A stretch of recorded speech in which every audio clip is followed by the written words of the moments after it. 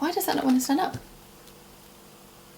Okay, we're good. Oh, we're not good.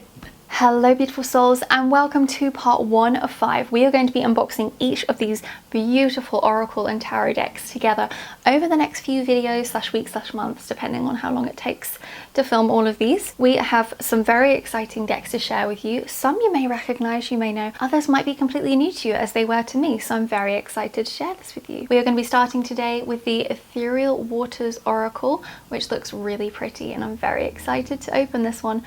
So let the magic begin.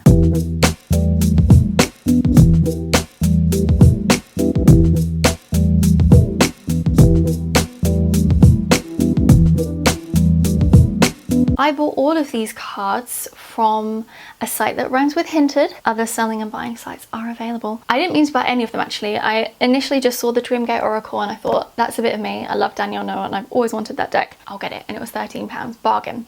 And then accidentally, the algorithm showed me all of these decks and I thought, well, it'd be rude not to really. So we are starting today with the Ethereal Waters Oracle. The reason I've chosen to start with this is because one of you asked me a really great question about mixing the Ethereal Alchemist Tarot with the Divine Initiation Oracle, which you'll see the comments if you look at those videos.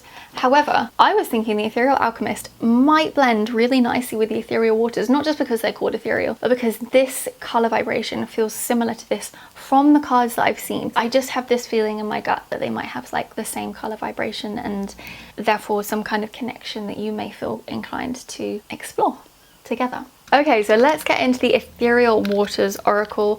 I got this for £3.25 plus postage, so that's probably about like £6 in total. And I have to say it looks really pretty, so I'm very excited to open this up with you. Again, this is not a deck I'd ever heard of before. Okay, plastic off. So let's start with the outside of the box. I'll do some close-ups for you.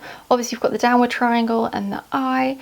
You've got what looks like a pair of legs actually in the water, that mermaid vibe we love. And then on the back you've got an example of 4 of the cards, and it says a dreamy oracle shaped by the water in all its forms. I think this is probably going to be a deck where it's like use your intuition to divine the interpretations and tune into the imagery on the cards, and I'm okay with that, but some people might not like that. So let's just start by looking at the cardstock before we get into the deck.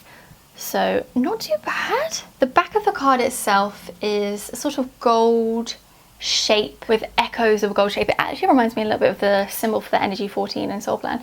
And then it's got sort of a pastel greeny bluey pinky thing. There are some marks on the back here. I wouldn't be surprised if this is like a replica of another deck. I don't think for £3.25. Even though I bought it secondhand, it is brand new out of the box. I'd be really surprised if this was not a replica or something. If you guys know about like the artist or anything to do with this, because there's literally like no information. It just says made in China. It doesn't say Shein on it, or Shine, whatever you want to call it. It just says Ancient Wisdom. I'm hoping it's a real deck. I don't know, but there we go. So let's just go through, I think, the cards, because there's 40. So, oh, look at Heaven's Ocean. That's so pretty.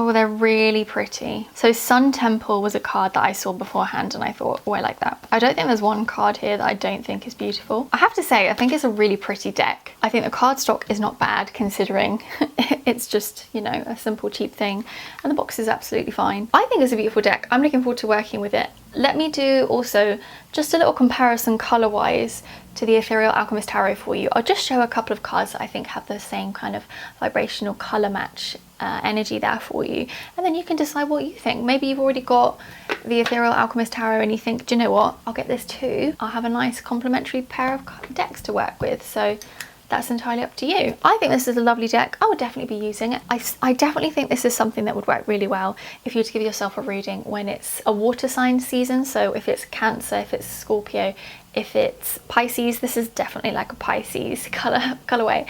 It's beautiful. I also think it would be really good if you're working with the moon, for example, like if you work with the full and the new moon, or if you work with all of the phases of the moon, then I think this would be a nice deck to just pull for some expansion on perhaps the other cards that you're reading for yourself, that moon cycle. So I hope that you've enjoyed this unboxing. Let me know what you think of this deck in the comments below. I think it's really pretty. I'd love to know more about like who designed it and where it's come from. Unfortunately, there's very little information on it. Thank you so much for watching, and I will see you in part 2 of 5. So do not forget to subscribe so you don't miss that.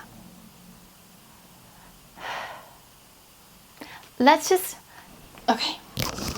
that again. Oh, I didn't realize there was one of those things to undo it. That probably would have helped, wouldn't it? Let me get my scissors. This is very close. I think you've ever seen my face this close. Okay. Oh, I don't know why this won't stand up. This is so weird. It's a box. Does it stand up the other way? No. Whatever, it's fine.